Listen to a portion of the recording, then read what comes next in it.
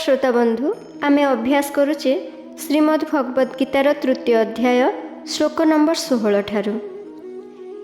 एवं प्रवर्तितं चक्रं नानुवर्तयति हजः अघायुरिन्द्रियारामो मोघं पार्थ स जीवति। एवं प्रवर्तितं चक्रं नानुवर्तयति हजः अघायुरिन्द्रियारामो मोघं पार्थ स जीवति। यत्स्वात्मरतिरेव स्यात् आत्मतृप्तश्च मानवः आत्मन्येव च सन्तुष्टः तस्य कार्यं न विद्यते।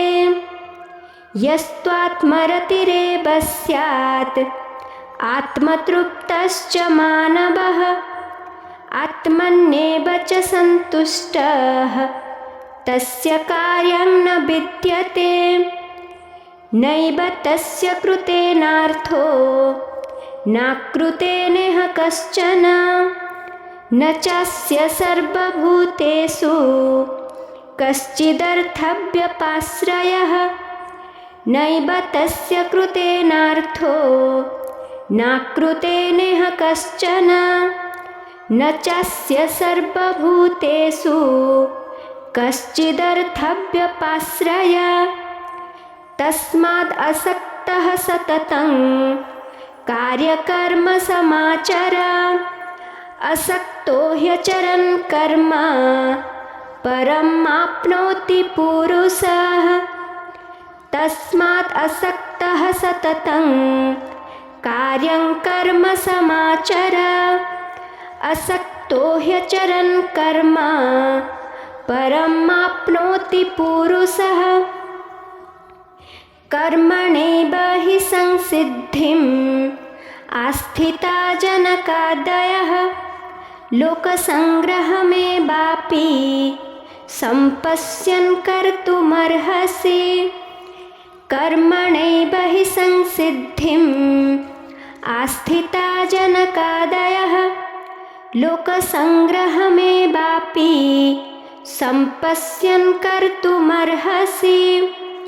यद् यदाचरति श्रेष्ठः तत्तदेवेतरो जनाः स यत् प्रमाणं कुरुते लोकस्तदनुवर्तते।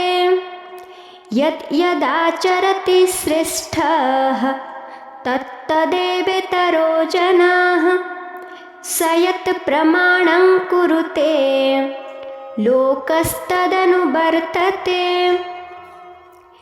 न मे पार्थास्ति कर्तव्यं त्रिषु लोकेषु किंचन नानवाप्तम् अवाप्तव्यं वर्त एव च कर्मणि। न मे पार्थास्ति कर्तव्यं त्रिषु लोकेषु किंचन नानवाप्तम् अवाप्तव्यं वर्त एव च कर्मणि। यदि ह्यहं न वर्तेयं जातु कर्मण्यतन्द्रितः मम वर्त्नानुवर्तन्ते मनुष्यः पार्थ सर्वशः। यदि ह्यहं न वर्तेयं जातु कर्मण्यतन्द्रितः मम वर्त्नानुवर्तन्ते मनुष्यः पार्थ सर्वशः। उत्सीदेयुरिमे लोका न कुर्यां कर्म चेदहम् शङ्करस्य च कर्ता स्याम् उपहन्यामिमः प्रजाः। उत्सीदेयुरिमे लोका न कुर्यां कर्म चेदहम् शङ्करस्य च कर्ता स्याम् उपहन्यामिमः प्रजाः। कर्मण्य विद्वांसो यथा कुर्वन्ति भारत कुर्यात् विद्वांस्तथा सक्तः चिकीर्षुर्लोकसङ्ग्रहम्।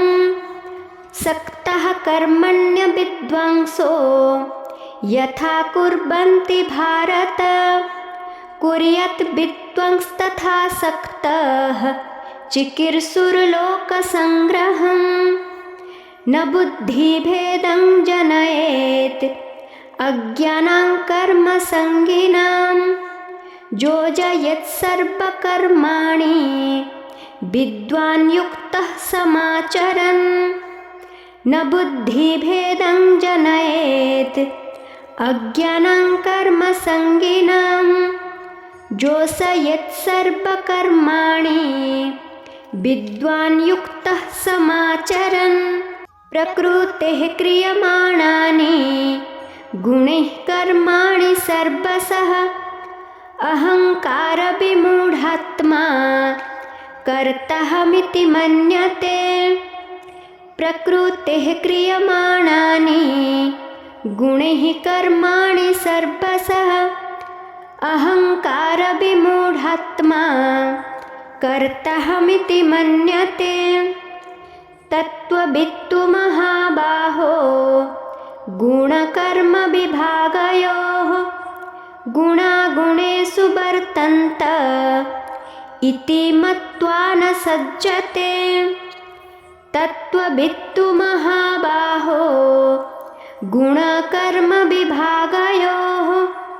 गुणागुणेषु वर्तन्त इति मत्वा न सज्जते प्रकृतिर्गुणसम्मूढाः सज्जन्ते गुणकर्मसु तान् कृत्स्नविदो मन्दान् कृत्स्नभिन्न विचालयेत् प्रकृतिर्गुणसम्मूढाः सज्जन्ते गुणकर्मसु तान् कृत्स्नविदो मन्दान् कृत्स्नभिन्न विचालयेत् मयि सर्वाणि कर्माणि सन्न्यस्याध्यात्मचेतसा निराशीर्निर्ममो भूत्वा युध्यस्व विगतज्वरः मयि सर्वाणि कर्माणि सन्न्यस्याध्यात्मचेतसा